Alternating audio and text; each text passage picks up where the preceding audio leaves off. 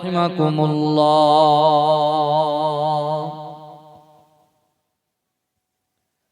বিসমিল্লাহির রহমানির রহিম। ওয়ালিমান খাফা মাকামা রাব্বিহি জান্নাতান।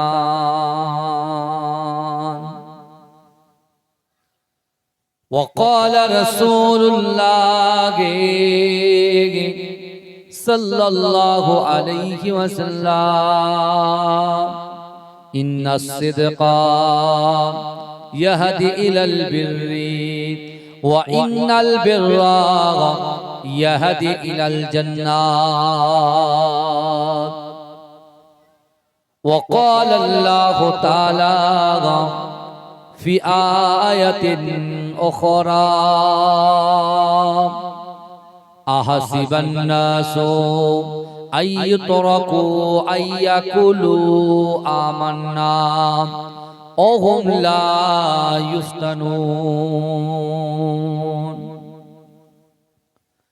عن سعد بن سعد رضي الله تعالى عنه قال قال رسول الله صلى الله عليه وسلم إن العبد لا يعمل عمل أهل النار وأنه من أهل الجنة وإنما العمل أهل الجنة وأنه من أهل النار إنما الأعمال بالخواتيم. إن الله وملائكته يصلون على النبي يا أيها الذين آمنوا صلوا عليه وسلموا تسليما. اللهم صل على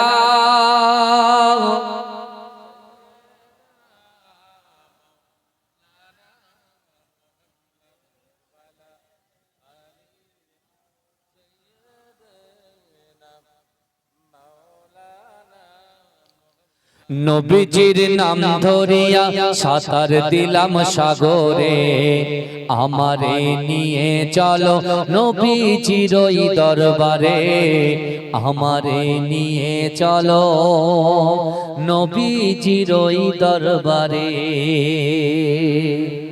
জোরে বলুন না সুবহানাল্লাহ, আরে জোরে বলুন না সুবহানাল্লাহ। নারে তাকবীর, জোরে নারে তাকবীর। নবীজির নাম ধরিয়া সাঁতার দিলাম সাগরে, আমারে নিয়ে চলো নবীজির ওই দরবারে, আমারে নিয়ে চলো নবীজির ওই দরবারে। জোরে বলবেন না সুবহানাল্লাহ। নারে তাকবীর, নারে তাকবীর। মাসলাকে মুজাদ্দিদ জামান বলুন জিন্দাবাদ, মাসলাকে মুজাদ্দিদ জামান বলুন জিন্দাবাদ। নারে তাকবীর। বাবাজি, কার কার রাসূলুল্লাহর রওজা মুবারকে যাওয়ার ইচ্ছা আছে একটু হাত তোলেন তো আগে। বলছি শক্ত সবার আছে, এই কথা বলেন। কাবা বাইতুল্লাহ শরীফ তওয়াফ করার ইচ্ছা কার কার আছে একটু হাত তোলেন। এটা তাকবীর দান, নারে তাকবীর। হাতটা নামান। বাবাজি, আমি কিন্তু হাত পা তোলাবো না, হাতটা একটু তোলাবো, বুঝতে পেরেছেন কি বুঝলেন? আজকে আমার প্রাণ প্রিয় আমার ভাই, তার বাচ্চার আকিকার জন্য তার আব্বাজান ইন্তেকাল করেছে, তার রূহের মাগফিরাতের উদ্দেশ্যে আজকে জালসাটা কায়েম করেছে। আমার আগে আমার একজন ভাই আলোচনা করলেন, আমার বন্ধুবর ইমরান, সেও এসে গজল বলে চলে গেছে। মানে গজলের পাঠ শেষ, গজল মোটামুটি শুনে নিয়েছেন আপনারা। কিন্তু বাবাজি, আজকে আমরা সকলে জানি যে কুরবানি ঈদের চাঁদে আমরা যারা সমবেত হয়েছি, দলবদ্ধ হয়েছি, এখানে উপস্থিত হয়েছি, আপনারা সকলেই অবগত, আমরা সকলেই জানি যেখান থেকে বাংলা জমিন থেকে অন্য অন্য রাজ্য থেকে কাবা বাইতুল্লাহ শরীফে হাজী সাহেবরা হজ করতে গেছেন, তাই না? এই কথা বলো, হজ করতে গেছেন। কাবা বাইতুল্লাহ শরীফ রাসূলুল্লাহ রওজা মুবারক জিয়ারতের উদ্দেশ্যে তারা ফরজ হজে বেরিয়ে গেছে। এখন কথা হলো, এই যে আল্লাহ পাক রব্বুল আলামিন এই বাংলা জমিন থেকে প্রত্যেক রাজ্য থেকে আল্লাহ তার মেহমানদেরকে চুজ করে আল্লাহ তাদেরকে নিয়ে যাচ্ছেন কোথায়? এখান থেকে ৪৫০০ কিলোমিটার দূর কাবা বাইতুল্লাহ শরীফে। আমরা জানি হজের ফরজ হচ্ছে ৩টি। হজের ফরজ কয়টি? ৩টি। ১ নাম্বার নিয়ত করা, ইহরাম বাঁধা। দ্বিতীয় নাম্বার আরাফাতের ময়দানে অবস্থান করা, আর তৃতীয় নম্বর তওয়াফে জিয়ারত করা। এই ৩টি হচ্ছে হজের ফরজ। ভালো করে বলবেন। এখন আমার আল্লাহ পাক রব্বুল আলামিন এই বাংলা জমিন থেকে প্রত্যেক রাজ্য থেকে বান্দাকে নিয়ে গিয়ে এখান থেকে নিয়ে ৪৫০০ কিলোমিটার দূরে নিয়ে গিয়ে আরাফাতের ময়দানে অবস্থান করার মানে আল্লাহ ওই বান্দা বান্দির রাতের অন্ধকারে দিনের আলোতে প্রকাশ্যে অপ্রকাশ্যে জাহিরিতে বাতিনিতে সে যত গুনাহ করেছে আল্লাহ তার গুনাহগুলোকে ক্ষমা করার জন্যই তাকে আরাফাতের ময়দানে অবস্থান করান। জোরে বলুন না সুবহানাল্লাহ। আল্লাহ তাকে ক্ষমা করবেন তাই। আর আজকে আপনাদের এই এলাকায় এত সুন্দর একটা মাহফিল আপনারা বিশেষ করে এখানে হাজিরা দিয়েছেন, হাজির হয়েছেন পিস অফ প্যারাডাইস জান্নাতের বাগানে আপনারা বসে আছেন। আমরা কিন্তু যে যার মতো এখানে আসেনি। গ্রামে আরো অনেক মানুষ আছে, তারা ঘুরছে, বসছে, গল্প করছে, মাতোয়ারা হয়ে আছে অন্যদিকে। কিন্তু আপনারা এসেছেন, আপনারা এমনি এমনি আসেননি। আল্লাহ আমাকে আপনাকে নির্বাচন করে আল্লাহ এই জান্নাতের বাগানে পৌঁছে দিয়েছেন, মানে আল্লাহ আমাদের গুনাহ ক্ষমা করে দেবেন। জোরে বলেন, জোরে বলবেন না? তার মানে আল্লাহ এটাই বলতে চাইছে যে বান্দা আমি আল্লাহ তোমাদেরকে এই জান্নাতের বাগানে অবস্থান করিয়েছি, মানে বান্দা তুমি একটু ভালো করে সামনে পিছনে ডান দিকে বাদিকে ভালো করে তাকিয়ে দেখো। আমি আল্লাহ যে কোরআন আমার বিশ্ব নবীর উপরে আমি আল্লাহ নাজিল করেছি, আর ওই কোরআনের মধ্যে স্পষ্ট ভাষায় জানিয়ে দিয়েছি বান্দা বিসমিল্লাহির রহমানির রহিম নাহনু আকরাবু ইলাইকা মিন হাবলিল ওয়ারিদ। আল্লাহ বলছো বান্দা আমি আল্লাহ পাক তোমাদেরকে এত মহব্বত করি, এত ভালোবাসি, এত প্যার করি। ও বান্দা শোনো, আমি আল্লাহ পাক রব্বুল আলামিন তোমাদের ঘাড়ের শিরা উপশিরা থেকে অতি নিকটবর্তী আমি আল্লাহ তোমাদের সাথেই থাকি। জোরে বলে, জোরে বলবেন না? তাহলে আমাদের এখানে বসতে গেলে বসার মতো বসতে হবে। আমি একটু বললাম প্রথমে হাতটা একটু তোলাবো, সবাই একটু তুলবেন, সুবহানাল্লাহ একটু বলবেন, আলহামদুলিল্লাহ একটু বলবেন। কারণ জলসা শুরু হওয়ার পরে মানুষ বলছে হুজুরকে ভাড়া করে নিয়ে এসেছি মানে ও সুবহানাল্লাহ বলবে, ও আলহামদুলিল্লাহ বলবে, ও সব কিছু হুজুর করবে না। ও দিন গুজার গিয়া, বুঝতে পেরেছেন? ও দিনটা আমরা পাস করে এসেছি। এখন 2026 সাল, আমাদেরকে অন্যরকম ভাবে আমাদের জীবনটাকে সাজাতে হবে। কি বুঝলেন? অনেকে অনেক কিছু করেছি আমরা, পাস্ট ইজ পাস্ট, এখন ফিউচার নিয়ে ভাবতে হবে। কি বুঝলেন? আল্লাহ পাক নিজেই ঘোষণা দিয়েছেন আমি বান্দা বান্দির ঘাড়ের শিরা উপশিরা থেকে অতি নিকটবর্তী তাদের সাথে আমি আল্লাহ আছি। তা যেখানে আল্লাহ আমাদের সাথে আছে, থার্ড পার্টি যে চিন্তা মাথার ভিতরে ঢুকেছে ওটাকে ডিলিট করে দেন, ওটাকে ডিলিট করে দেন। যে আল্লাহ আমাদের দুটো করে হাত দিয়েছে, পা দিয়েছে, জবান দিয়েছে, ইজ্জত দিয়েছে, সম্মান দিয়েছে, সে আল্লাহ বলছে বান্দা ওহুয়া মাআকুম আইনামা কুনতুম। আল্লাহ বলছে ও বান্দা তোমরা যেখানে আমি আল্লাহ সেখানে। জোরে বলে। তাহলে আল্লাহকে খুশি করার জন্য এসেছে। আমি রাকিবুল আজিজ আপনাদের খুশি করতে আসিনি, আর আপনারাও আমাকে খুশি করতে আসেননি। বক্তা এবং শ্রোতা উভয় কিন্তু আল্লাহকে খুশি করতে এসেছি, তাই তো নাকি গো? কথা বলে, একমত তো নাকি? বক্তা এবং শ্রোতা, আমি বক্তা আপনারা শ্রোতা, আমরা উভয় কিন্তু আল্লাহকে খুশি করতে এসেছি। বুঝতে পেরেছেন না?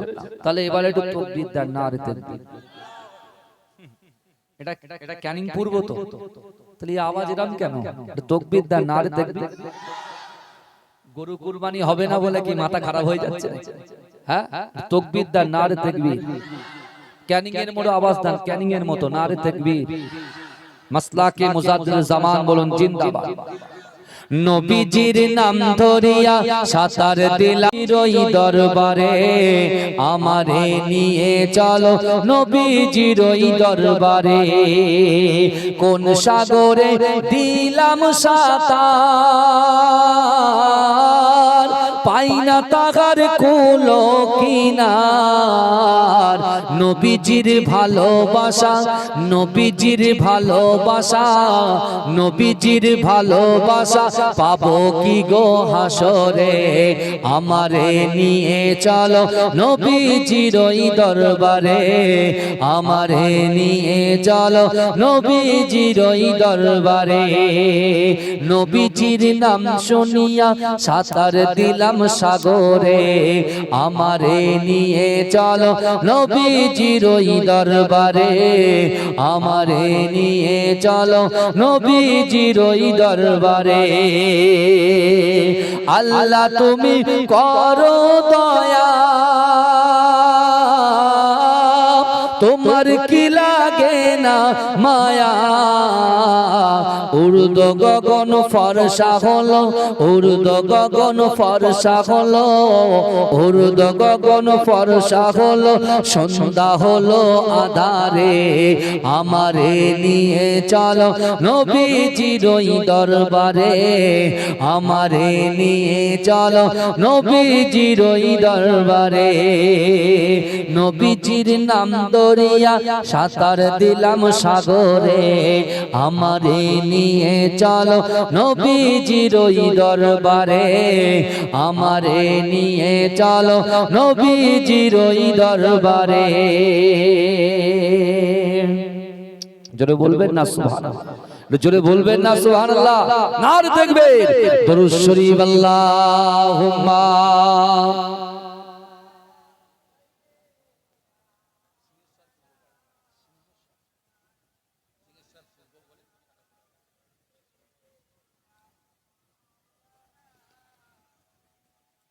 সকলে বলুন সাল্লাল্লাহু আলাইহি ওয়াসাল্লাম। নাহমাদুহু ওয়া নুসাল্লি আলা রাসূলিহিল কারীম, আম্মা বাদ।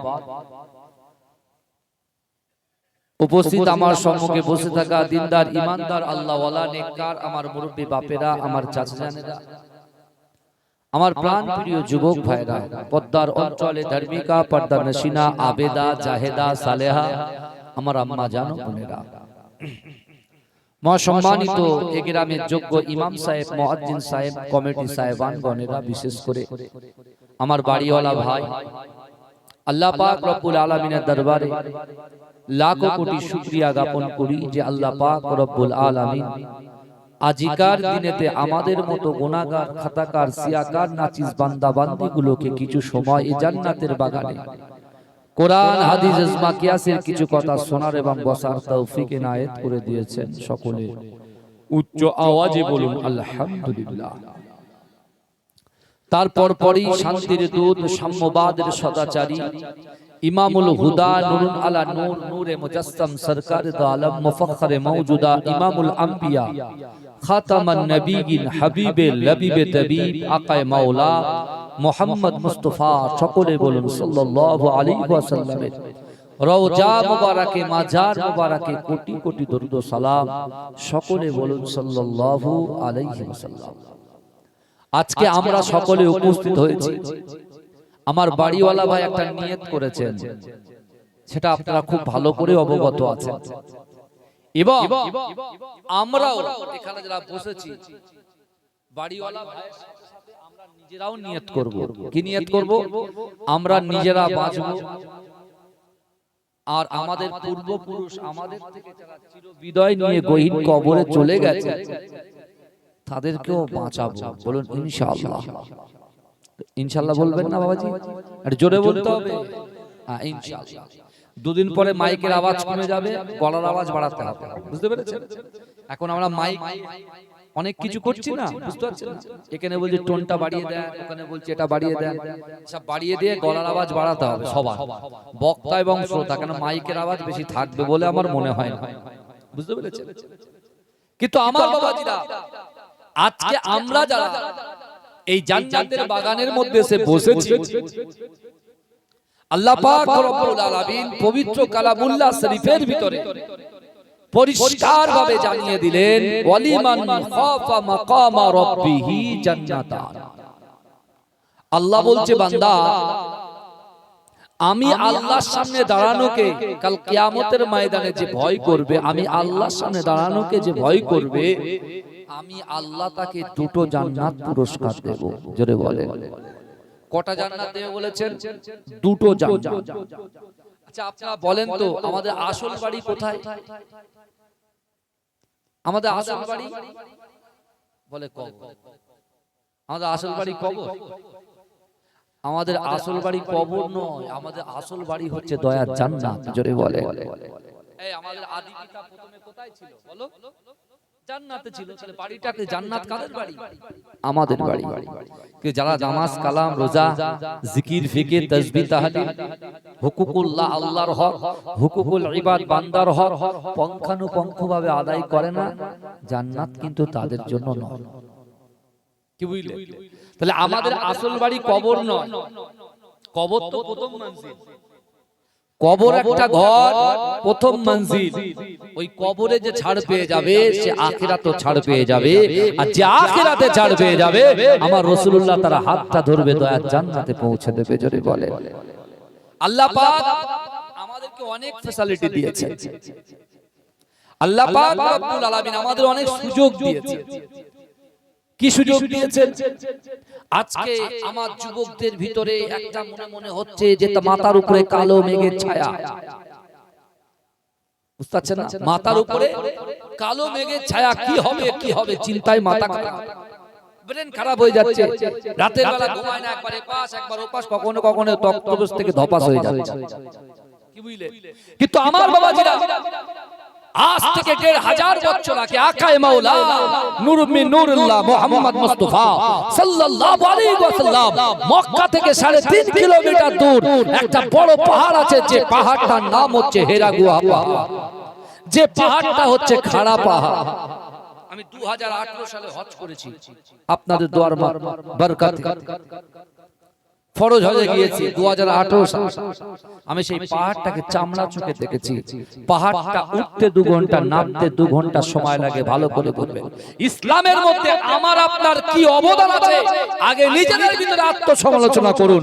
কারণ আমি যার দিকে আঙুল তুলছি আপনার মনে করতে হবে ৩টা আঙুল কিন্তু আপনার দিকে আছে। আগে নিজেদের ভিতরে আত্মসমালোচনা করুন। আমি টেবিলের সামনে দাঁড়াই না, তখন আমাদের পুরো ফেসটা দেখা যায়, পুরো বডিটা দেখা যায়, বডির ভিতরে কি আছে না আছে দেখি। যদি এখানে একটা কালো দাগ স্পট পড়ে আমরা কি করি বলেন তো? এইভাবে নিয়ে দাগটাকে মুছে ফেলি। কথা ঠিক না ভুল কথা বলেন? কিন্তু আজকে দুনিয়ার জমিনে আমি আপনি আমরা বহাল তবিয়াতে চলতে চলতে আজকে ইসলাম থেকে, শরিয়াত থেকে, নামাজ থেকে, কোরআন থেকে, পর্দা থেকে আমরা অনেক দূরে চলে গেছি, অনেক দূরে চলে গেছি। শুধু একটা দৃষ্টান্ত আমি আপনাদেরকে দিই, কেন কথাই কথা বলে। হযরত আবু বকর সিদ্দিক রাদিয়াল্লাহু তাআলা আনহুর ছেলের নাম হচ্ছে আব্দুর রহমান। হযরত আবু বকর হুজুরের ছেলের নাম ছিল আব্দুর রহমান। হযরত আবু বকর হুজুর ছিলেন রাসূলুল্লাহর পক্ষে, আর আব্দুর রহমান ছিল আবু জাহালের পক্ষে। ভালো করে বোঝেন আমাদের মনুষ্যত্বটা এই সমাজে কোন জায়গায় পৌঁছাতে চিন্তা করে। একদিন আব্দুর রহমান যখন ইসলাম গ্রহণ করলেন, অনেক বড় ঘটনা, আমি ছোট্ট করে একটুখানি জাস্ট একটা পয়েন্ট নেওয়ার জন্য বলছি। আব্দুর রহমান যখন ইসলাম গ্রহণ করলেন, সেই সময় বাপ বেটায় কথা হচ্ছে, হতে হতে হঠাৎ করে আব্দুর রহমান বলছে, আব্বু রাসূলুল্লাহর সঙ্গে যে কোনো একটা যুদ্ধে আপনি রাসূলুল্লাহর পক্ষে আপনি ছিলেন, আর আবু জাহালের পক্ষে আমি ছিলাম। কিন্তু বিশ্বাস করুন, আপনি আমার জন্মদাতা বাপ, আপনি যখন যুদ্ধের ময়দানে আমার সামনে দিয়ে যাচ্ছিলেন, আমার কাছে কিন্তু তরোয়াল ছিল। আমি ইচ্ছা করলে আপনার গর্দানটাকে ফেলে দিতে পারতাম। ৩ বার আমি তরোয়ালটাকে উত্তোলন করেছি আপনার গর্দানটাকে ফেলার জন্য, কিন্তু আমার মনে একটু অনুশোচনা হয়েছে যে ওটা কিন্তু আমার জন্মদাতা বাপ, তার জন্য আমি আপনাকে ছেড়ে দিয়েছি। বাপ কি বলছে জানেন? বাপ বলছে, ছেলে শোনো, তুমি যদি সত্যি সত্যি আমার চোখের সামনে আবার তরোয়ালের সামনে যদি তুমি পড়ে যেতে, আমি কিন্তু বিশ্বাস করো লা ইউমিনু আহাদুকুম হাত্তা আকুনা আহাব্বা ইলাইহি মিন ওয়ালিদিহি ওয়া ওয়ালাদিহি ওয়ান নাসি আজমাইন। রাসূল বলছে তোমরা ততক্ষণ পর্যন্ত পূর্ণ ঈমানদার হতে পারবে না যতক্ষণ তোমাদের পিতা মাতা সন্তান সন্ততি আত্মীয় পরিজন পাড়াবাসী গ্রামবাসী ইয়াকে নিজের জীবনের থেকে রাসূলকে মহব্বত করতে হবে, তাহলে তোমরা হবে ঈমানদার। জোরে বলুন না সুবহানাল্লাহ। আবু বকর হুজুর বলতেছিলেন, শোনো আব্দুর রহমান, তুমি যদি আমার সামনে পড়ে যেতে আমি তোমার গর্দানটা ফেলে দিতাম, কারণ তুমি বাতিলের পক্ষে ছিলে আর আমি রাসূলুল্লাহর পক্ষে ছিলাম। তাই জোরে বলুন না সুবহানাল্লাহ।